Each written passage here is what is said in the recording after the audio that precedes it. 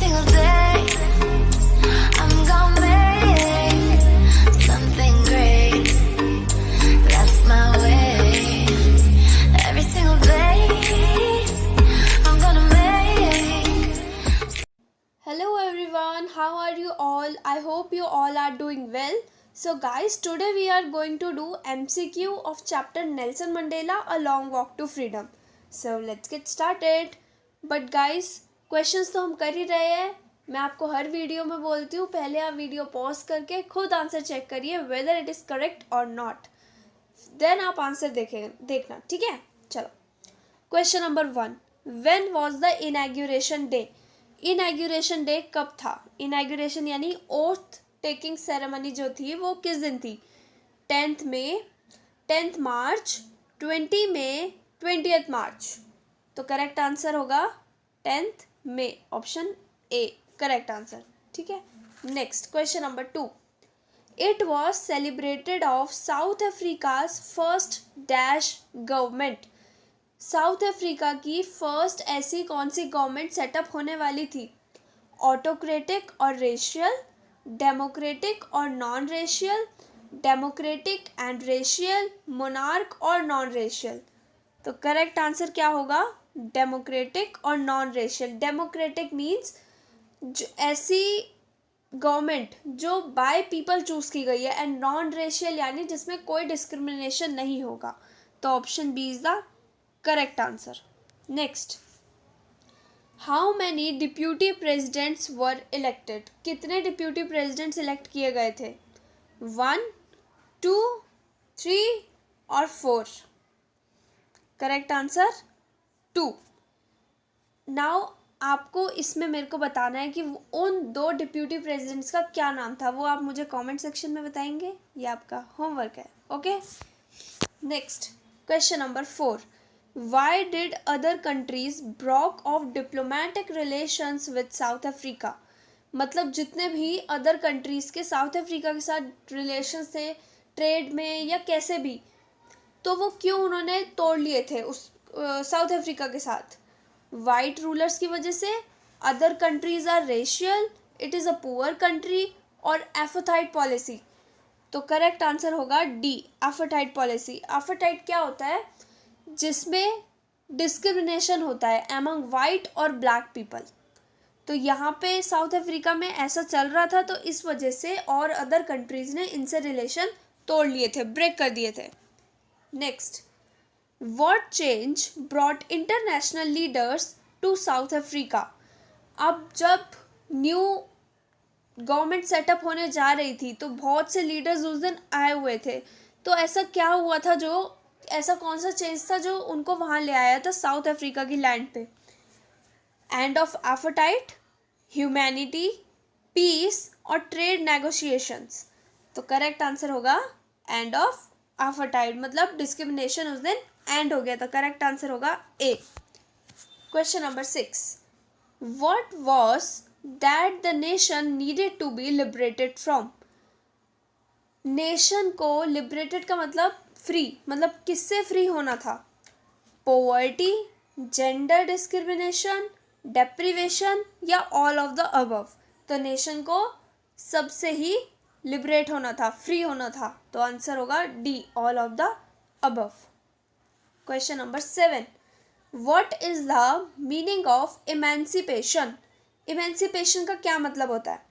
Freedom from restriction, enslavement, slavery या both, B and C. तो correct answer क्या होगा? A, freedom from restriction. Next, question number 8. The spectacular array of South African jets was display of. South African jets जो array बना रहे थे वो क्या शो कर रहे थे? Military's association, military's loyalty to democracy, both A and B या नन ऑफ दीज. तो करेक्ट आंसर क्या होगा? Both A and B. तो C is the correct answer. Question number 9. The structure they created form the basis of one of the harshest most inhuman societies the world has ever known. What structure is Mandela talking about? तो यहाँ पे वो एक structure की बात कर रहे हैं। वो क्या है? ऐसा स्ट्रक्चर बन गया था कि बहुत हार्शेस्ट, मतलब बहुत क्रूअल था, बहुत बहुत बहुत ज़्यादा इनह्यूमन था। सोसाइटीज़, मतलब पूरे वर्ल्ड में इसी को ऐसा माना जाता था। तो मंडेला यहाँ पे किस स्ट्रक्चर की बात कर रहे हैं? Racial domination against the black skin, poverty and suffering, discrimination against the poor, या operation of women.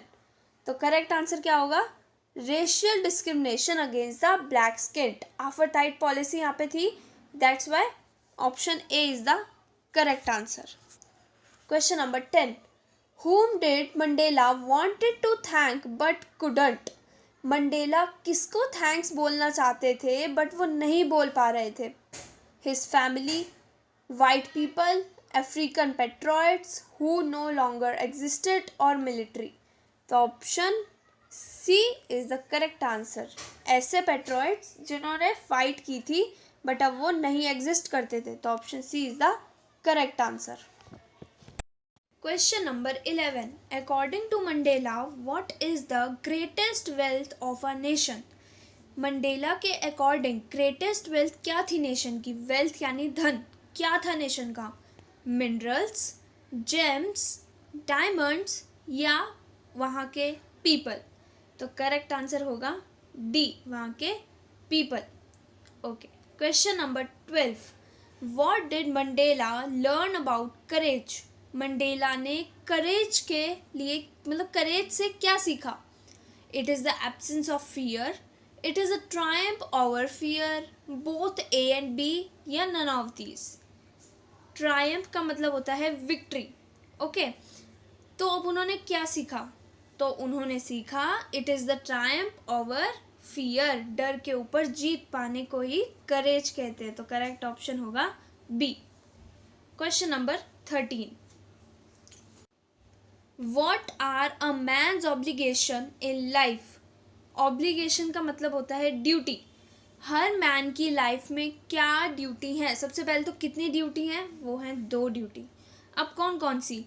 Obligation to people, obligation to family, obligation to God, या फिर बोथ ए एंड बी। तो करेक्ट ऑप्शन क्या होगा? D, both A and B. Family और people दोनों के towards ही obligation होता है। तो करेक्ट आंसर हो गया D. Okay, question number 14. What comes more naturally to heart according to Mandela? मतलब एक ह्यूमन बीइंग के हार्ट में से नेचुरली क्या आता है अकॉर्डिंग टू मंडेला? ये तो बहुत सिंपल क्वेश्चन है, ये तो मुझे आप ही बताएंगे। तो आपका क्वेश्चन ये वाला हो गया होमवर्क में, कमेंट सेक्शन में ज़रूर बताना। Option A hatred, option B unity, option C love, D racial discrimination. Okay, question number 15. What realizations did Mandela have of his boyhood freedom?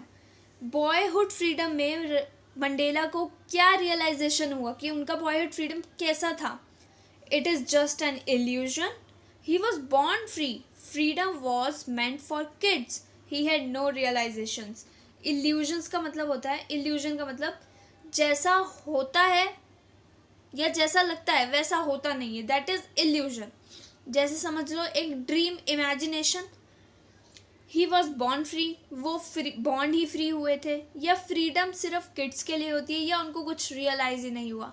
तो correct answer is it is just an illusion. Option A is the correct answer. Question number 16. What began Mandela's hunger for freedom? Mandela के लिए उनकी freedom के लिए hunger क्या बन गया था? The fact that it had already taken away from him, B his obligation towards people, C his obligation towards family, या D he was born to fight. तो उनके लिए हंगर बन गया था the fact that it had already been taken away from him, मतलब उनकी freedom उससे छीन ली गई थी, तो उनको उसी की हंगर थी कि अब वो मुझे कब मिलेगी। Question number 17. Which party did Mandela join? Mandela ने कौन सी पार्टी ज्वाइन की थी? Option A Indian National Congress, option B African National Congress, option C National African Party, या D joined not any party. तो option B is the correct answer, African National Congress. Question number 18. A man who takes away another man's freedom is. एक man जो दूसरे man की freedom छीन लेता है वो कौन होता है? White, a prisoner of hatred, criminal या रूड?